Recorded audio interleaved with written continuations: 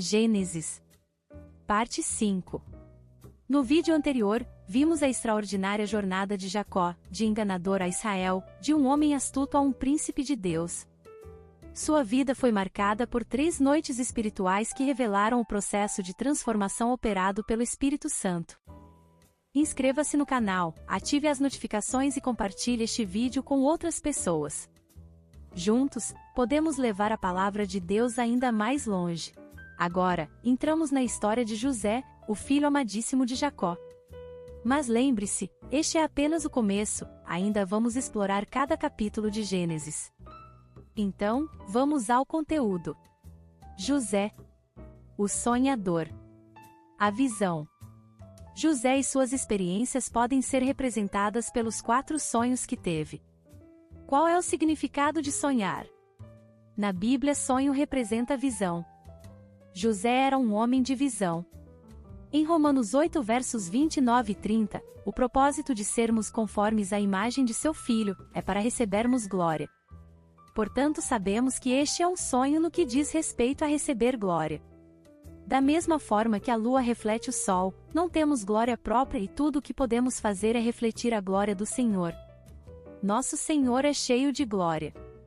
Quando a nossa face estiver voltada para o Senhor, refletiremos a sua glória, para que outros vejam em nós a gloriosa beleza de Cristo. É assim que recebemos glória. Este sim deveria ser o sonho de cada cristão. Um tipo de Cristo. Por que José foi governador? Porque ele era capaz de suprir alimento. Do ponto de vista espiritual, José retratava aquele que é maior do que ele. Quão maravilhoso seria se pudéssemos ser como José, vivermos de tal maneira que outros, ao nos contemplar, se recordassem de Cristo, se lembrassem de nosso Senhor. Este então é o sonho de José. Em muitos aspectos José se parecia com o Senhor. Vestia uma túnica singular, era amado de seu pai, mas sofria o ódio de seus irmãos e foi vendido como escravo para o Egito, figura do mundo.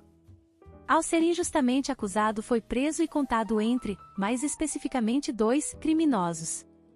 Interessante notar que um foi poupado e outro condenado.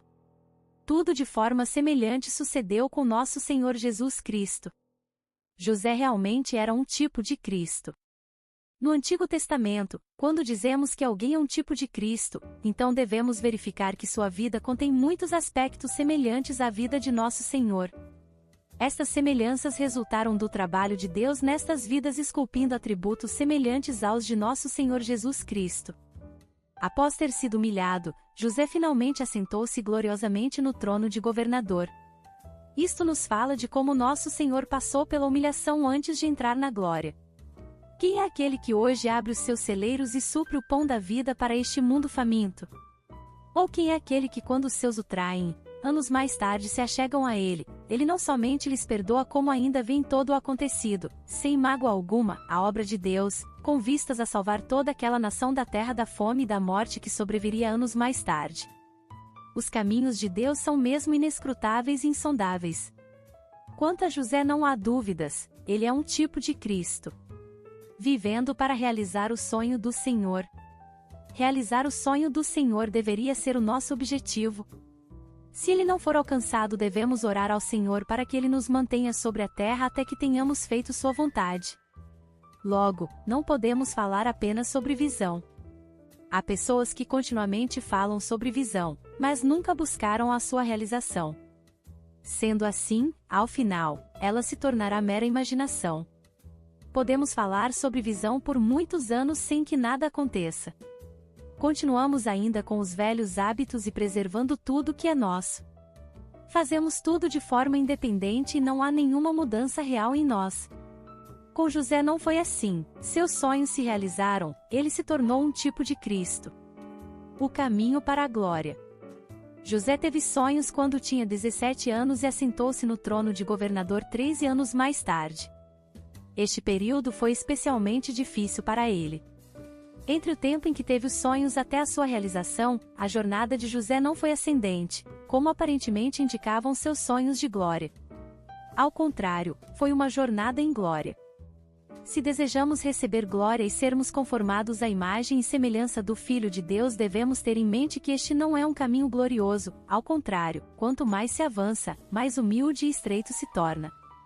No princípio, José usava uma túnica de muitas cores, mas um dia, aquela linda túnica lhe foi tirada e ele foi lançado numa cova. Cada vez mais humilhado, foi vendido ao Egito, e mais tarde mandado para a prisão. Tudo era cada vez mais estreito. Este foi o caminho de José. Certamente ele desejava subir mais e mais alto, mas nem por um momento poderia imaginar que para que seus sonhos se realizassem, o caminho não seria naturalmente ascendente, ao contrário, seria progressivamente descendente.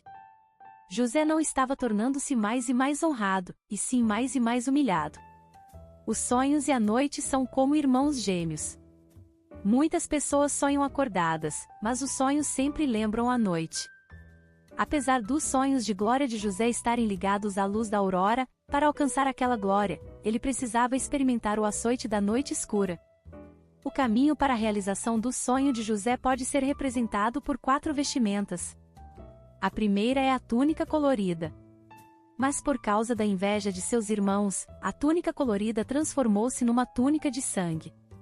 Ela ilustra o fato de ele ter sido vendido e rejeitado e, ao mesmo tempo, ela nos faz lembrar do coração partido de seu pai. No Egito, José vestiu vestes de escravo.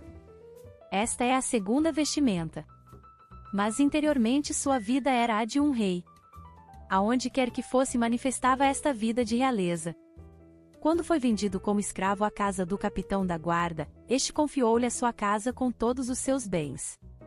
Lá, a mulher de seu mestre continuamente procurava seduzi-lo. Um dia, ela o agarrou pela veste, e, desvencilhando-se dela, José fugiu nu. Esta vestimenta de escravo, a segunda, foi usada como evidência contra ele de um suposto crime.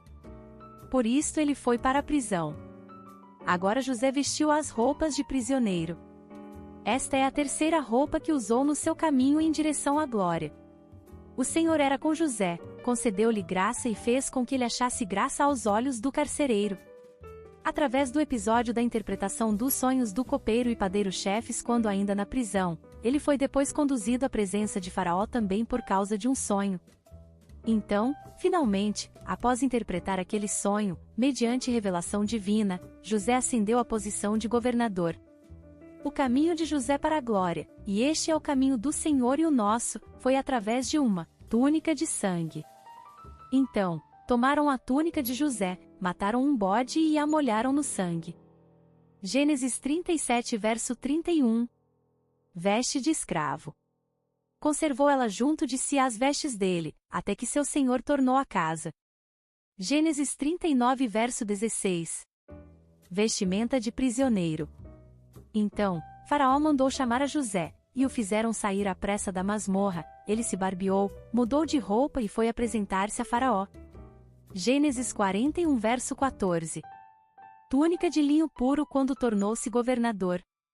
Então, tirou Faraó seu anel de sinete da mão e o pôs na mão de José, fê-lo vestir roupas de linho fino e lhe pôs ao pescoço um colar de ouro.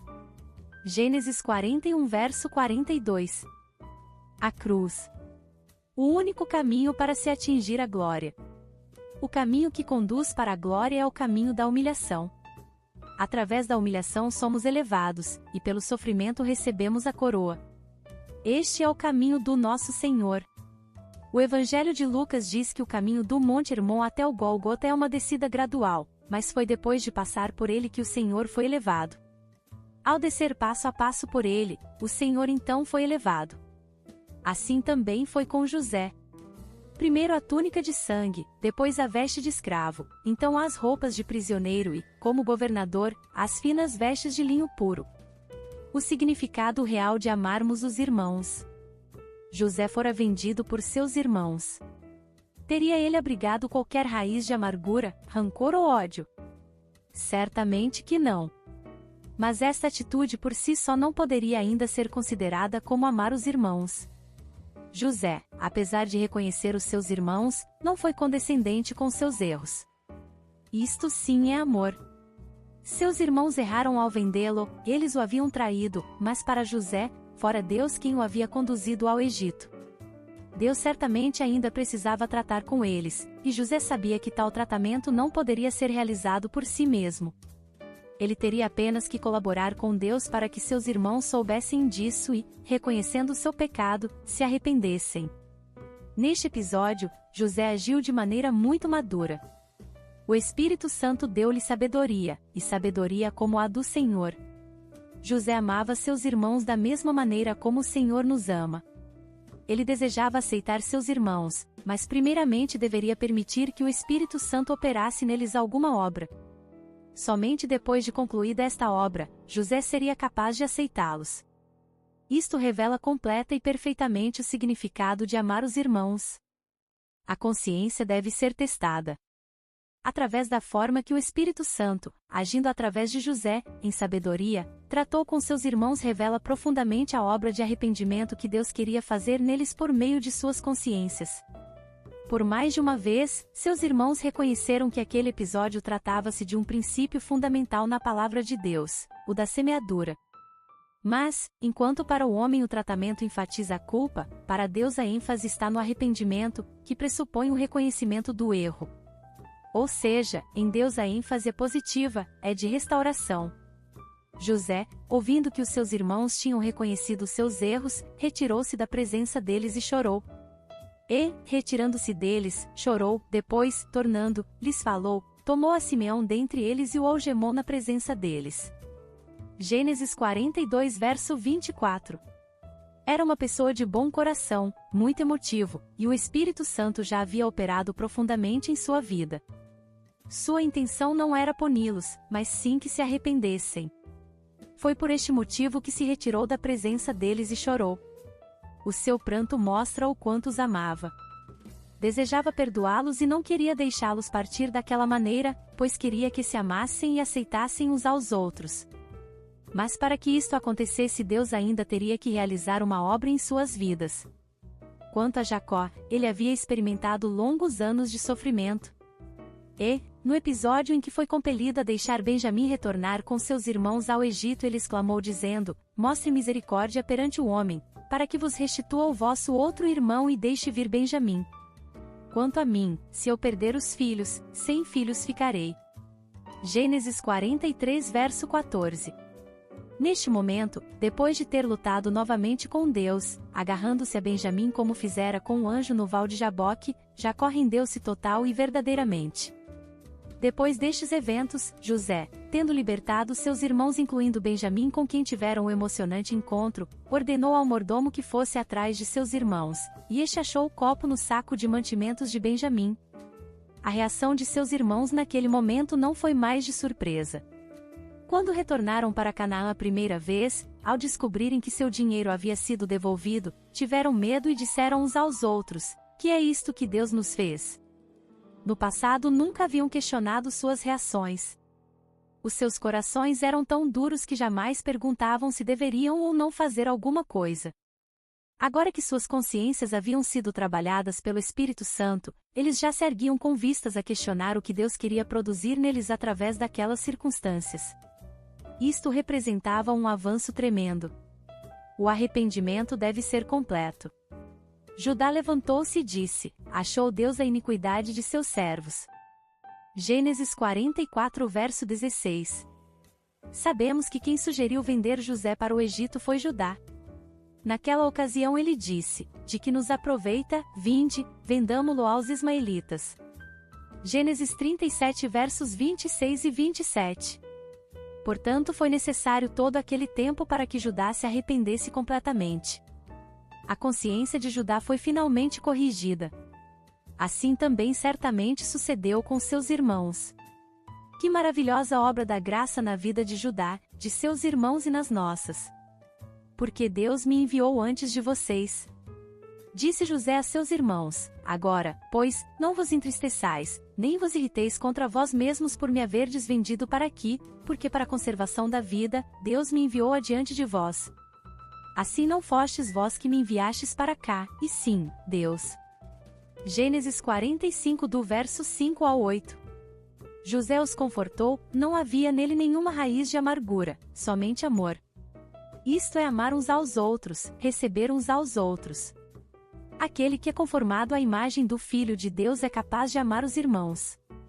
Esta pessoa permite que o Espírito Santo tenha a oportunidade de tocar os sentimentos dos irmãos, estimulando o amor por Deus e de uns pelos outros.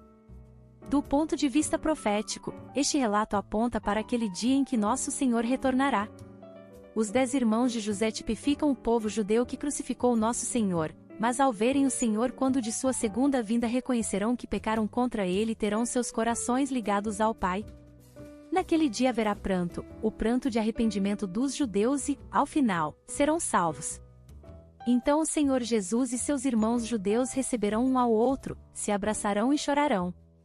O Senhor lhes falará: vocês não devem pensar que me venderam e me crucificaram. Apesar de tudo isto ser verdade, na realidade, foi o próprio Deus quem me enviou para ser o Salvador e para que na cruz, a obra da salvação pudesse ser consumada. Obrigada por assistir até aqui, não percam os próximos vídeos. Graça e paz, irmãs e irmãos.